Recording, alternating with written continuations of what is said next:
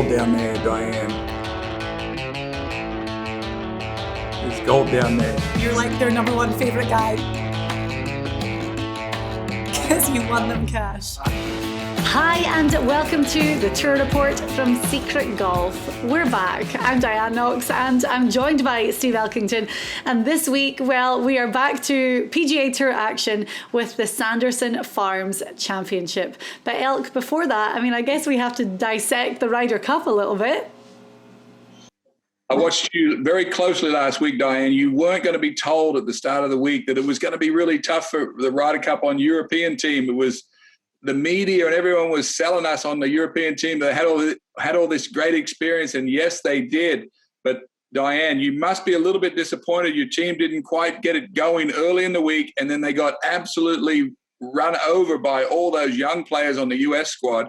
And I have to ask you, before you answer that question, now what's going to happen, because that U.S. team is probably the worst it's going to be for the next 4 or 5 years with all the youth. How is Europe going to counter all this? It really, we just got off to a terrible start at the Ryder Cup, and they always talk about the fact that the European team have this camaraderie and this amazing internal motivation. They get each other fired up. They work so well together as one unit. But regardless of all that, the US team and their talent, and I think their grit, their determination, energy, they just wanted to stamp on our throats and kill us from the first tee time on Friday. And the European guys just didn't really step up to the plate. We had Rory, who for the first time ever sat out the morning session on Saturday. Cool, he got a point in his singles on Sunday, but someone like Rory, who's the real leader of the team, it was just too little too late. Same with Ian Poulter. John Ram was our shining light by a mile, and we saw some great enthusiasm from Shane Lowry with huge putts on Saturday, but we just didn't come out firing on all cylinders. You have names like Tommy Fleetwood, who has such a great reputation in the Ryder Cup. What did he do? Westwood, Fitzpatrick, these guys just didn't have it going from Friday onwards. And you're right, this US team, they just out-talented us. They were a force to be reckoned with from, as I said, that first tee shot on the Friday. And that team is going to be the one that's going to see USA to a number of Ryder Cups going forward. So I think for Europe, you look at guys in that older, experienced bracket, Westwood, Poulter, they probably won't play in 2023. Sergio, I'm sure will. I think he's still got another Ryder Cup in him. But there's a huge bracket of guys now from Europe who are going to have to really step up over the next 2 years to earn their place in the team and to add something new to the team. It's it doesn't look so optimistic for Europe going forward as it did heading into the week at Whistling Straits.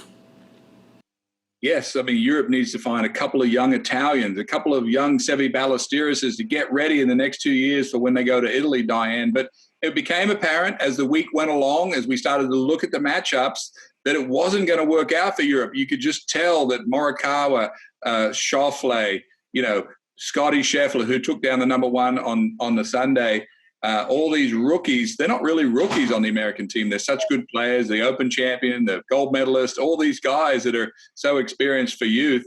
And then, of course, you've got behind that, you've got Dustin Johnson, the oldest guy on the team, winning 5 points. He'll still be there in a couple of years. So hats off to Steve Stricker. There was a lot of congestion in the talking points before the event started with the two divas, with Bryson and Brooks, and that all worked out, became a non-factor. Steve Stricker took care of all of his business behind the scenes and very quietly was just placing these perfect teams out all week long, and it just worked out so well for them. And we had talked at the beginning of the week who the leader of the US team was going to be. And we had said, you don't really associate Dustin Johnson, even though he was the eldest on the team, as that kind of guy that was going to get them motivated and fired up. But as you just said there, he put 5 points on the board. He was comedy gold in the press conference afterwards, after a few little drinks, I'm sure. But when you have someone like DJ, who's the eldest of the team, who is a Masters champion, every other accolade that we associate Dustin Johnson with, to put the 5 points on the board, and he really was that figurehead of the team. Scotty Scheffler, just standout performance. Debut Ryder Cup, and he was amazing. So, Morikawa, you've named them all. Patrick Cantley, who coming into the Ryder Cup was the hottest guy in the world when it came to form. So they were just too good. And being there as part of the European team, working for the European Tour, of course, my heart was heavy on Sunday, and we all felt that. But you also feel so privileged to be able to witness a US team achieve what they achieved, because it was remarkable to watch. Yeah, and of course, everything you said was true. But it all came down to when you actually hitting the golf shots on the course. Even we haven't even mentioned Tony Finau, how he was a very energetic spark in, I think, match 2, where he got a win in the 4-ball matches in the afternoon, which was great for him. But they were just hitting better shots. I was watching the 17th hole. As you know, I played well there in the PGA when I was 48 years old. And of course, the 17th hole, you probably were there. You saw it. It's 225-yard long par 3. We saw Jordan Spieth down on the side of it and hit the most incredible highlight shot for Ryder Cup history. We got that one in the books. But I was just watching these guys, Diane, hit these 4-irons and 3-irons into this green, 225 yards with no problem, knocking it way back there near the flag. And I just know myself how intimidating that shot was. But the American team had no problem just firing it back in there. And these are young guys, Morikawa, X-Man, all these guys are just playing almost perfect golf under pressure. And it was awesome. Being on the course, my favourite spot to watch was 11 and 12. That 12th hole, the par 3, is standing. Lucky enough, we had inside the ropes, so we could follow the team and see it from their viewpoint. Standing behind them when they were hitting their tee shots on 12, that is just the best viewpoint you can have on that course to watch. And 11 was so cool because the bunkers at the greens, the bunkers were a story throughout the whole week, but they were really tripping them up. But what an incredible venue. That course, you had said to me, you're in the flatlands, and then all of a sudden you're met with this course that's so undulated, all these little dunes, and it was you felt like you were in paradise golf land, that you just fallen from the sky, and you were like, where on earth have I ended up? But Whistling Straits was an incredible Ryder Cup venue. Yeah, and they've changed it, right? The PGA of America, they even came on and said, we want this half rock concert, half golf event. And they're embracing all this loudness and all this fun. And, I thought, I was enjoying it, of course, and I was half of me traditionalist, half of me going down this new track rock concert thing. What was it actually like when they were doing the chants and the chugging the beers and all this stuff up there? It's unlike anything I've ever experienced before. We went to the first tee on Friday. We got there at like 5:30. The gates opened at 6, and that stand just filled up in minutes. It was like the zombie apocalypse when you see all these people running over the dunes trying to get into the stand. But I think the thing that I noticed from watching France in 2018 to what we had this year is, there was hardly any European fans. They were completely and utterly outnumbered because there was still so many travel restrictions for Europeans to get into the US.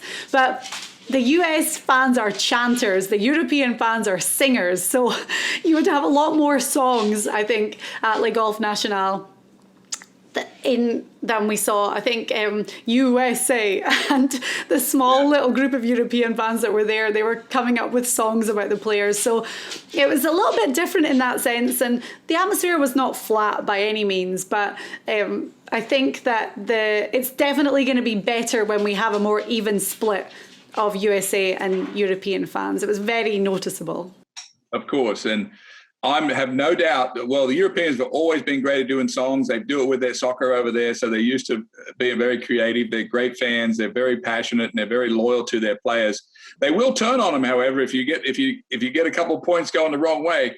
But I have no doubt, Diane, that the crowds will be the biggest and the most loudest in Italy. But Europe, I'm going to finish with this. Europe needs some new players. You've already said in the show, we're going to lose, or Europe's going to lose 4 or 5 of the older players. Poulter, who else we got there? Westwood. Yeah, maybe Garcia. And so we need some young guys. Italians would be good. Need some fiery Spaniards in there. So they need players. And the other thing is, you look at, I mentioned Fleetwood, and there was nothing from him. Like, he just looked flat the whole week. Even Tyrrell Hatton, who's someone who does get so fired up, and we didn't really see that from him. And he talked about it. He played with Lowry on Saturday, and he did not have his best stuff with him for this Ryder Cup. Made a good putt on Friday to win the point, but it was tough. Like, there just wasn't a lot of fire from guys. From Rahm there was, but he kind of held the team, so they're going to need to talent on the US squad that played well this week. It was just, you go down the list. I mean, we've even left a couple off we haven't talked about already, that they were just, we didn't talk about Spieth, we didn't talk about JT. JT's the fiery one on the he's the one that wants to get into a fight with somebody, which is great. I think there's a place for a player on that team. Poulter played that role brilliantly for most of his career, where they kind of hated Poulter, and now he's much older. He can't play that role. They didn't have that player on the European tour on the European team this year. Of course, Rahm was just so solid. You just knew every putt he was just going to make it, or he's going to, and he did that all week. But it was just too much, Diane.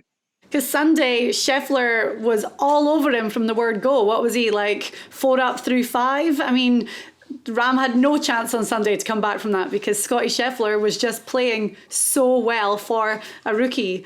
And we obviously see the talent from him week after week on the PGA Tour. But yeah, they were out-talented. That's all it really came down to. So it was fun, though. Great week, as always. And great reporting. I loved listening to you. That was great.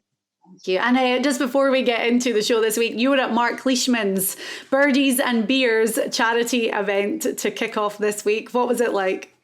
We had a great time, Diane. We had a Top Golf show on the Sunday night with all the pros were there, and all the Pro-Am teams hitting balls, having some dinner.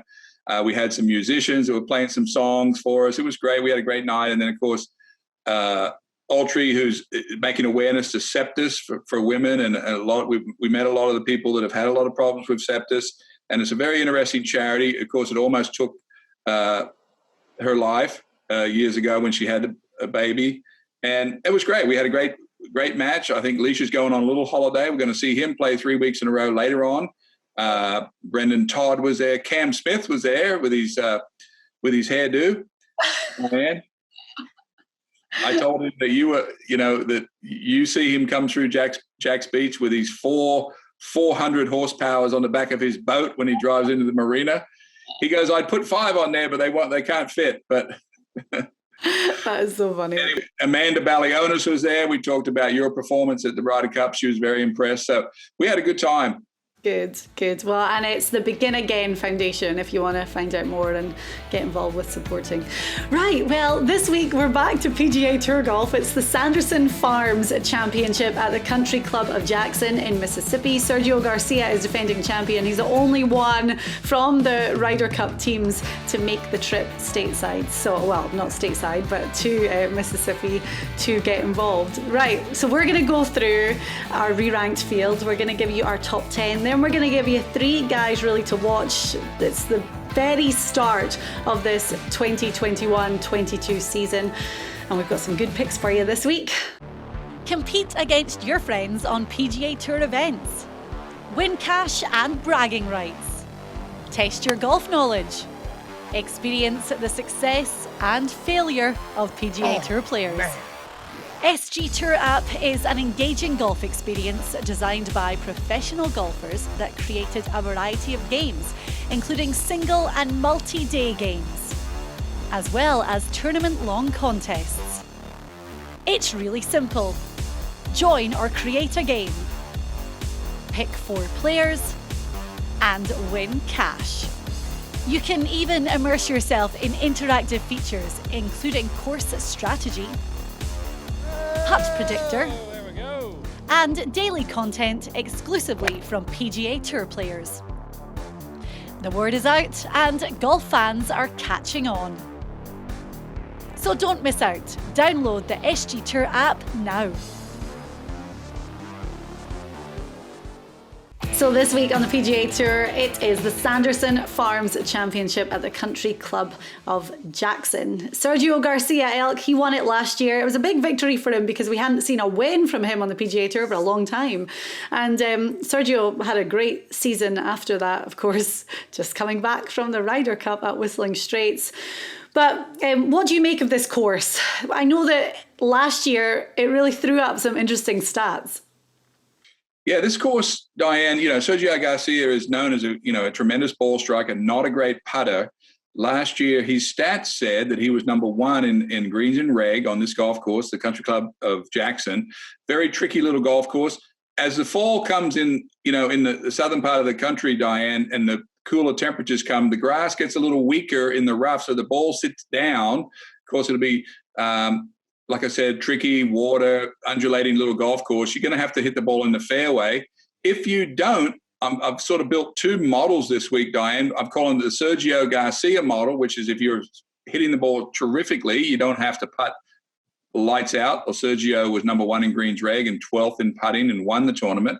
And then on the other hand, the other model I'm looking at, Diane, is Peter Malnati, who was absolutely dead last in greens in reg after the cut. Finished 71st in greens and reg, almost won the tournament, but he putted lights out. He's one of the best putters on the tour, and he finished second that week in putting. So if you are all over the place, you better be one of the best players to compete.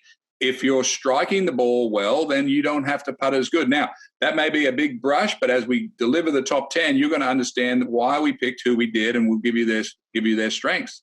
This is a little bit of a sidestep, but I had a very interesting conversation with my brother, Russell Knox, not long ago, and we were just talking about golf in general, and he had said, that old saying of drive for show, putt for dough. He's like, it's not true. I mean, if you can there's so much emphasis on long hitters right now on the PGA Tour, but at the end of the day, if your greens and reg number is good and your proximity and you can hit the ball from wherever, if you're a little bit further back with a longer iron for whatever club is going to get you closest to the hole, and then you can putt, that's what's going to do it for you. So it's interesting this week that the course is throwing up that kind of, we want good greens and reg, we want good proximity, but scrambling and putting is equally important too.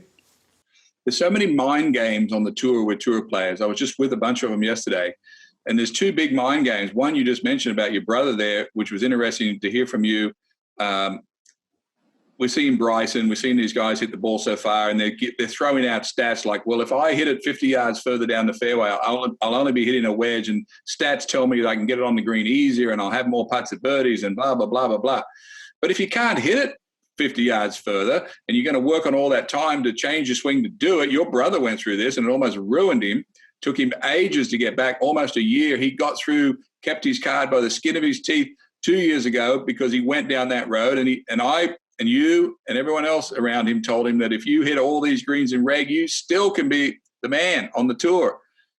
Now, the other mind game is here we are talking about golf again. We just finished, all the big events are over now. Yes, we started the tour 2 weeks ago in Napa, but didn't feel like the start of the tour, because there was the Ryder Cup coming up, and now all the good players have gone home now, and now here we are talking about this tournament as the start, basically, of the new year. It's very difficult for players to lay off. Talk to these guys. They're so exhausted. Every week they got to get back out there and play again. They're afraid to be behind in the points. They're afraid to sit at home for a month because when they come back, they'll be 200th on the FedEx Cup, and they'll have to be clawing their way back. And my counter argument to them, Diane, was, it was always that way on tour. I said, don't forget, if Justin Thomas starts his year next March, he's still going to be at the top of the leaderboard. But all the best players find their way to the top of the money list by the end of the year, and they go, yes, of course, you're right, but it's so tempting, and I'm tired, and I want to be home, and I want to be. So I'm not giving you a story that's anything new, or I want you to cry a river for these guys, but it's an exhausting thinking point on the tour where there's always a week and there's not a chance to step away for a month. Yeah, and I look at Russell as a pure example, and someone like Patton Cazaire, who we know well, and these guys play a really jam-packed fall season for two reasons. I mean, they feel like the courses suit them. Russell, Patton, there's a lot of other guys, but obviously they've had a lot of success on the courses that are part of this fall swing, and they don't want to get far behind, so they use this time really to make a headway on these FedEx Cup standings so that when the big guns start playing, they've got a few events coming up to end the year, but then when it gets to Hawaii, they kind of hit the ground running. So there's always good storylines. It's sort of an admission to a certain degree that when all the top players come back, yes, they're playing for $8 million, but we tour players think, well, when all the good players are there, about $3 million have gone off the board because they're going to win what they almost always win every week, whether it's Bryson or JT or Spieth and all these guys. They gobble up a lot of the money. Yes, there's a chance to beat them, of course, but it's true. It's just it's a mental hijinks on these guys, and they've got to be up if they're going to come to this event. And that plays into our picks. We want to know why they're there. Sergio Garcia will be in our top 10 this week because he's defending champion. Of course, he knows this course. What will he have in the tank this week? And then there's another guy we're going to talk about who is a rookie on the PGA Tour, just started with the event in Napa, finished third, and has already made just shy of $500,000. So, and we know where his energy level will be. So you have to weigh all of this when you handicap. Who has energy for this event? Who doesn't? What are we doing here? And where are we going? Well, we are going to our top 10, and our number one guy this week is there's two names that are kind of being bandied about as the favorite. This guy is 14-1. Sam Burns is our top pick this week, and I should say very quickly, the stats that we're looking at are total driving, greens and reg, scrambling, putting average, and that approach from 125 to 150. So looking at current form as well, Burns is starting at third. Well, Burns is probably the best player in the field. He's one of the most up and coming. He'll be a guy that'll be on the Ryder Cup in 2 years probably. He is just rocketing up. And we talked about two models this week. We talked about the Sergio Garcia model. We all know what that is. Hit it great. Don't have to putt that great. And we got the Peter Malnati model. This guy does both. He's one of the best strikers on the tour. And what is he? Top 5 in putting? Fifth in putting. So there you go. That's all you got to know about Sam Burns. Yeah, and we know how good he is off the tee. So Burns coming in at number one at 14-1, so no real surprise there.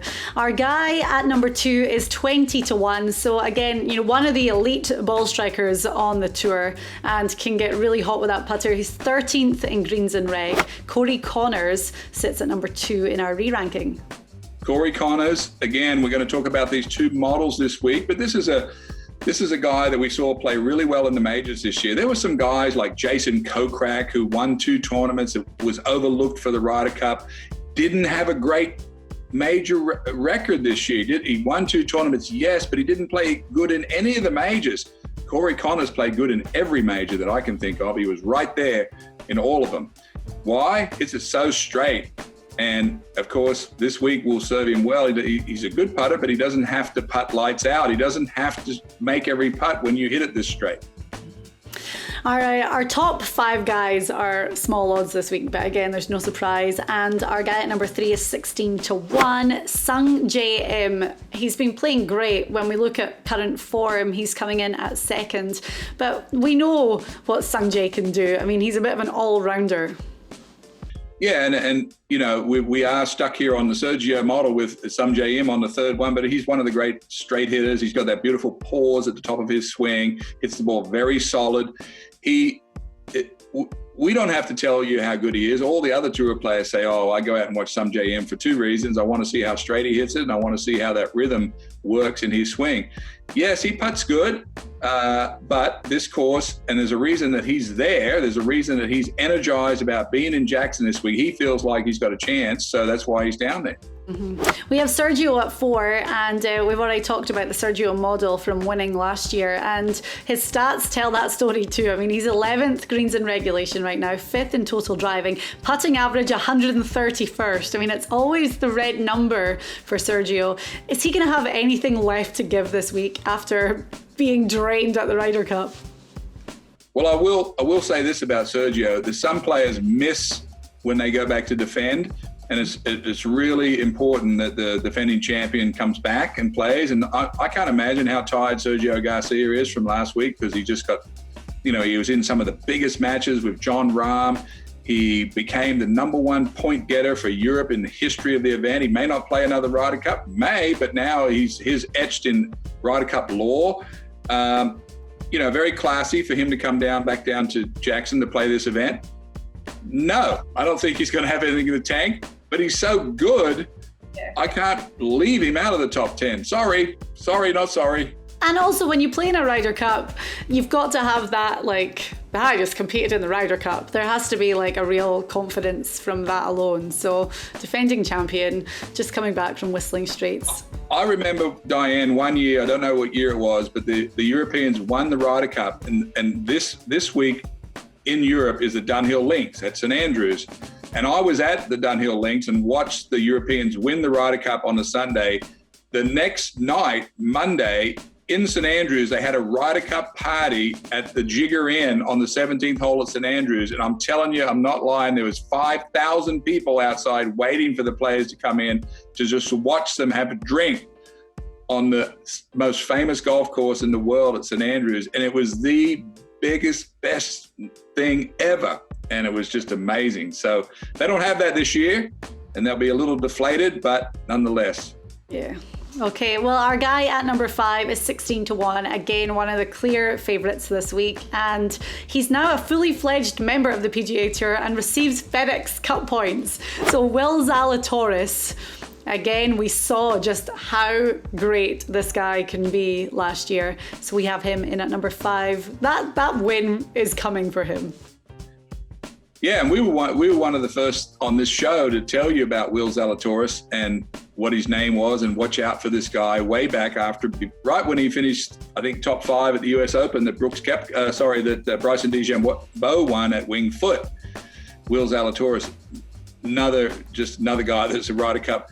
He has a few little wobbly things going on the green that's sending up a few red flags, but he's young, hits it great. This course will suit him. He's very long, very strong. Will Zalatoris is still going up.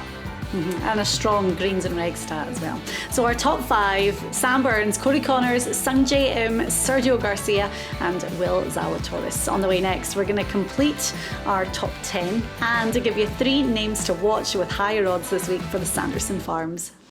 Get in the game on the SG Tour Golf Gaming app and play 4-ball. It's a classic stroke play competition based on the aggregate scores of 4 players. Who makes your team? Well, pick 4 guys, 1 from each tier based on the current world golf rankings. Want a tip? You need 4 guys to make the cut. Get in the game on the SG Tour Golf Gaming app, available on iOS in the App Store. Well, we are working our way through our top 10 for the Sanderson Farms Championship this week, and we are on to our re-ranked number 6. Now, this is a guy, we mentioned him at the start of the show, he typically has a very good fall season. I mean, he won the Mayakoba a couple of years ago, which falls in this part. These courses seem to suit him, and Patton Cazaire is 66-1 this week. Elk, the thing we love about Patton, well, the putting, we're going to go into that, but when you look at his his 4 rounds for tournaments that he's played really for the whole of the last year, he plays so well on a Saturday. I mean, moving day for Patton Cazaire is the day right now. So for him, it's a case of getting to the weekend, and then we know that we're going to see great things from him. Yeah, you're right about Saturday. I think it was Sunday last year also, Diane. I think he had 4 or 5 63s. I bet you, I didn't look it up this morning, but I'll bet you he led Sunday scoring average on the PGA Tour. Patton Cazaire is the other model, Diane. We've now jumped the top 5 that I chose with you this week. We're all about the strikers like Sergio. Patton Cazaire is number 2 on the whole PGA Tour in putting. He knows how to win. He's going to miss fairways. But he has the magic putter, so he can chop it up near the green and get up and down and play like Malnati did. And if he gets hot off the tee, then that is why he's sitting right there in the top 10. He is absolutely worth a roll of the dice because he putts so good. He's from the South. The barbecue smell will be in his nostrils. Auburn will be playing football just down the road. He is a big Southern guy. Yeah. Okay. Well, 66-1. Our guy at number 7 is our highest odds in the top 10 by a mile. It's always one of those things that I'm like, what do we say about Russell Knox? 175-1.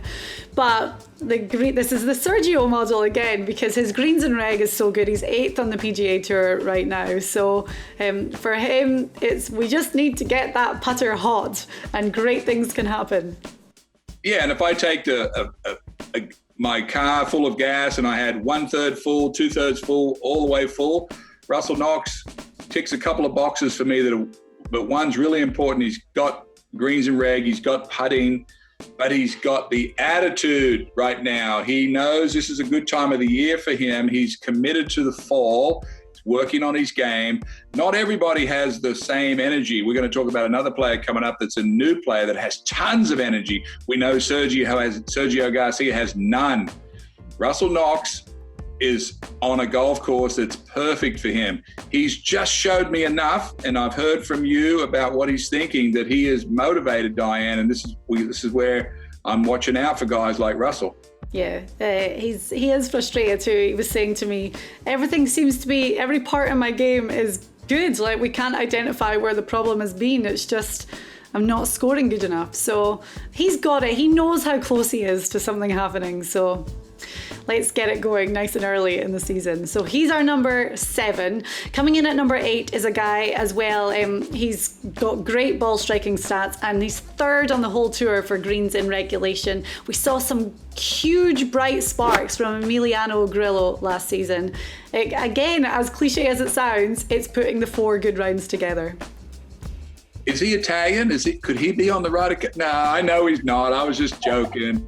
Kind of got that sound to it. But yeah, there's a lot of young players. And now, of course, Diane, with the 25 graduates that have come on the Corn Ferry, all these other guys like Emilio Grillo are hearing little footsteps of all the new young players coming along. So they've got to get along now. And they've had a year under their belt or 2 to get themselves on the tour. But this kid, saw him play at the Colonial Club this year.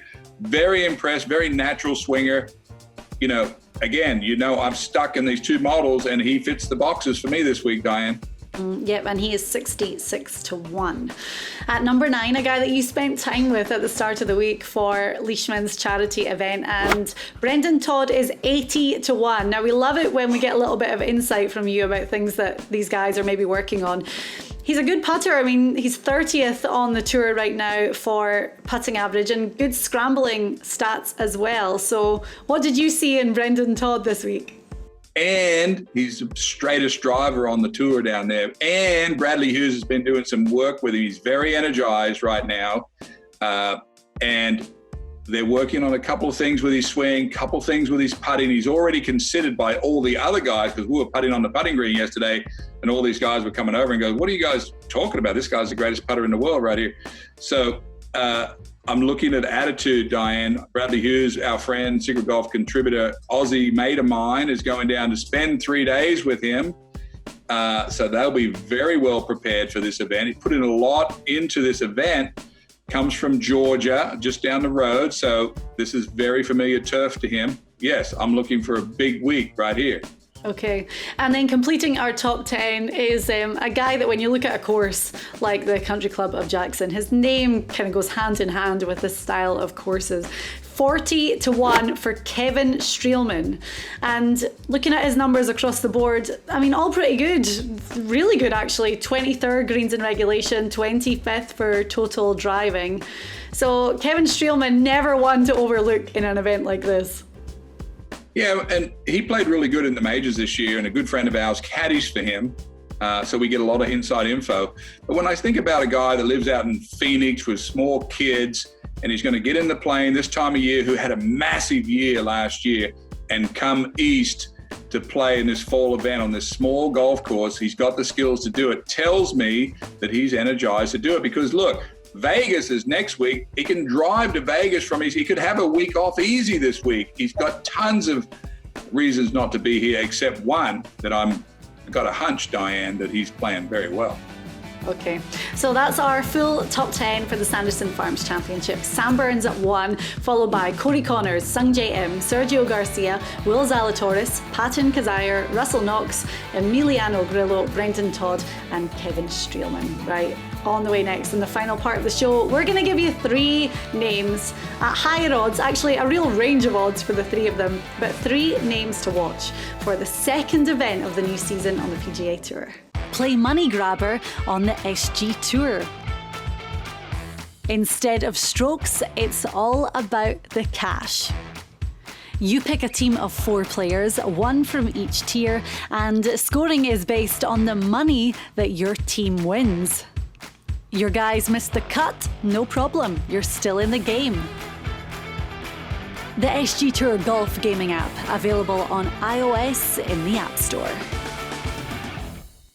Okay, so 3 names really to watch out for this week at the Sanderson Farms Championship. And Elk, we're starting with a guy who is a rookie on the PGA Tour, but already in one event, he finished 3rd in Napa and won just shy of $500,000. So welcome to the PGA Tour, Mito Pereira. Yes, and I don't even have to have his stats, which I actually don't have them. We don't have anything on Miko. However, what stats I do have, Diane, is all the tour players that I talked to yesterday told me, here comes another guy. Here's another guy we got to watch out for. So, as you just noted, $400 and so thousand in his first start on the PGA Tour. Graduated off the Korn Ferry. Could you imagine how much energy this kid has for the tour right now? I mean, he is going to have a bounce in his step, and he is ready to go. Well, I'm looking at his stats from the week in Napa, the Fortinet, and okay, right, you can't base a lot on 1 week of stats, but the general theme is it's that greens and regulation, so it's going to be the Sergio model for him. I mean, he was 3rd for greens and reg, 4th in going for the green. Strokes gain, I know that we take that with a bit of pinch of salt, but approach the green, he was 5th. So those are really the stats that shine for him from his first week on the PGA Tour. As I said, it's just painting a little bit of a picture, but this is the guy, when you look at the graduates from the Korn Ferry moving up, this is the one that has got everyone excited, kind of like Will Zalatoris the previous year. I was talking to Joel Damon yesterday about his good friend Max Honma, who won at Napa, as you said there. And when I think about this young man who hit 4th in greens and reg, Joel was telling me it's hard to beat a guy like Max Honma in California because it's so firm. My friend Pat Perez, who missed the cut, said, I can't play this course. It's too bouncy for me. I can't stop the ball. I can't make it do anything I want to. Max Honma is an expert at keeping the ball below the hole. He grew up on public golf courses in Los Angeles where there's not a lot of water, so the ground's like rock hard. For this kid to come on the tour, figure it all out, and finish 4th in greens and reg tells me all I need to know, because I got guys that have been out 20 years that can't hit the greens and they haven't figured it out. For this kid to come out and finish 4th in greens reg at Napa tells me enough, Diane, and all the spies that I have on tour watching these young guys coming through to say for this young man. Yeah, he played in 7 events on the tour last year and had 2 top 10 finishes, so he has been on everyone's radar for a long time. So can you give us his last name one more time? We'll get the spelling right so we can get everybody remember this name. I know, Mito Pereira, I think that's how you say it. Again, everyone has to learn to watch out for this guy, because at 33-1, we're definitely not the only ones that are on him this week. So he is our first one to watch. Next up, we have a guy at 250-1. And again, looking at, this guy's a beast off the tee, hits it a mile. His greens and reg is his best stat. He's 4th on the PGA Tour. Matthew Nesmith at 250-1. Elk, you always get a little bit of insight on him because you know some guys that play with him regularly. So not a lot of form heading into this week, but it's the start of the season. So guys have a renewed energy anyway. Yeah, this kid, Matthew Nesbitt, from the South, this will be very familiar. He is a sort of a big old country kid that likes football and guns and drinking beer and playing good golf. And he's an expert at hitting the ball. A lot of tour players come up and watch him hit the ball. He gets a little too excited, and I've talked to his friend, who's my friend, about getting him calmed down. We had lunch with Matthew at the Colonial, and he's just so hyped up and excited about being on the tour. He'll change his driver for no reason, or this, that, and the other. But I just got a hunch, Diane, that this is the type of player that needs to start to do something. He saw all of his American buddies doing good, that Harris English from Sea Island, who he plays with every day down there. Harris loves this kid's game, and vice versa, of course. But this is feeling time of the year for me, Diane. I don't really have anything other than what I know from what I hear. Okay. Well, at 250 to 1, even making the cut, there's going to be some good value for Matthew Nesmith. And then our third one to watch this week at the Country Club of Jackson he's a Secret Golf contributor, and we have been huge fans of this guy since the very start. His PGA Tour career has been a little bit of a roller coaster. He had to do the Corn Ferry Tour finals just at the end of last season, I guess, to retain his PGA Tour card, to regain his PGA Tour card, in fact. And he ended up finishing really good there with a second place. So Bronson Burgoon is back on the PGA Tour. He played in Napa and finished 16th, and he was in the mix early on for sure at the top of that leaderboard. He's 100 to 1 this week. So everything seems to be heading in the right direction for Bronson. Yeah, just a couple of months ago, Diane, he was going to be off tour, gone. And as you noted, second in the Corn Ferry event, and then I think he finished really good at Napa. So if you're a Bronson Burgoon guy like we are, it makes you pull your hair out as a fan of his, because he's either way down here or he's way up here, and there's no in between. But I'm going to tell you one thing, when he's going up, he stays up for a while. And I'm riding this horse because of second and feeling confident about what he's just done, got himself back on tour. If he can relax, take a breath of fresh air for a minute, and let's get after it down in Jackson. The thing about Bronson is relaxing, but that means he's going to play golf from tee to fairway to green, and he almost just needs to play simple golf at this time of year. Keep it in play, and hopefully things work out good for him, because he's such a nice guy. We love him so much, and this is a really bright start to the season. He's a very rubbery swinger. He's very flexible, and he is like cracking a whip to watch him play. And when he gets on, it's awesome. And he gets a little loose off the tee occasionally, but he has that form with him right now that I'm interested in. That's all I'm looking at here. I'm looking at what is their attitude? Why are they here? What are they doing? He's got next year in the bag. Let's ride out this little bit of good form. Let's get some Christmas bonus money right here. That's the way some of us think, Diane. We were talking about some of the other players this week, where they're going to be playing in that special event in Japan, where there's free money. The tour players call it no cut. They're all calling it Christmas money. So this is Bronson Burgoon's Christmas money week right here. Right, so the second event of the brand new season on the PGA Tour, and it's always good, it's always fun to see these guys who have just graduated onto the PGA Tour really establish themselves and make some moves. And then we talked about the guys that are really using this fall season to get a head start before the actual 2022 year rolls around. Right, Elk, thank you very much. We will enjoy watching the Sanderson Farms Championship this week. And then, am I right in saying next week we're off to Vegas? We are right off to Vegas next week, where you called your countryman the winner, Martin Laird. What a tip that was. So, no, I think we got a good crew, good picks this week, Diane. We've got the course nailed. We know what's going to happen as far as off the tee or scramble, and it's going to be one or the other. Let's see what we did. Excellent. Right, well, thank you for watching, and we will be back next week.